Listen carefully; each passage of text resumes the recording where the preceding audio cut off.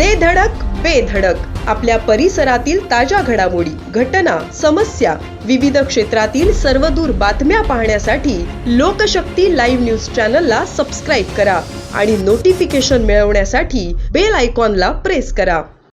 5 वर्षांच्या मुलीचं अपहरण करून तिची विक्री करण्याचा वाकोला येथील प्रकार उघडकीस आणून पोलिसांनी मुलीच्या मामा आणि मामीसह 6 जणांना अटक केली आहे. सुटका केलेल्या मुलीला सुखरूप तिच्या आईच्या ताब्यात देण्यात आले. 22 नोव्हेंबरला मध्यरात्री या मुलीचं अपहरण झालं होतं. गुन्हा दाखल होताच परिमंडळ 8 मधील गुन्हे प्रकटीकरण विभागाच्या अधिकाऱ्यांनी 7 पथकं स्थापन करून मुलीचा शोध सुरू केला. चौकशीत एक रिक्षा संशयास्पदरित्या पनवेल येथे जाऊन परत आल्याची माहिती मिळाली. अधिक तपासात 21 नोव्हेंबरला रात्री 3 वाजण्याच्या सुमारास एक महिला, पुरुष आणि रिक्षाचालक अशा तिघांनी मुलीचं अपहरल्याची माहिती हाती आली.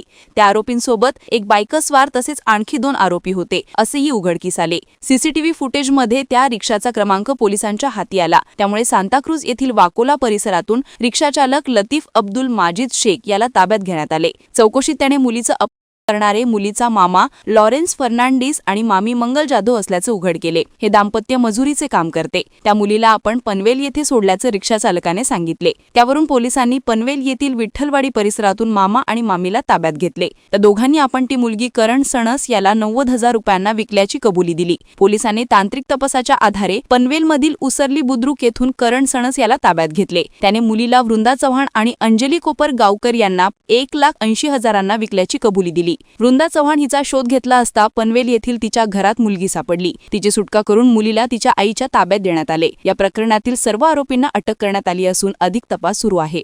लोकशक्ती लाईव्हसाठी न्यूज ब्युरो पनवेल. अशाच सच्चाई दर्शवणाऱ्या बातम्या पाहण्यासाठी लोकशक्ती लाईव्ह न्यूज चॅनलला लाईक करा, शेअर करा आणि सबस्क्राईब करा.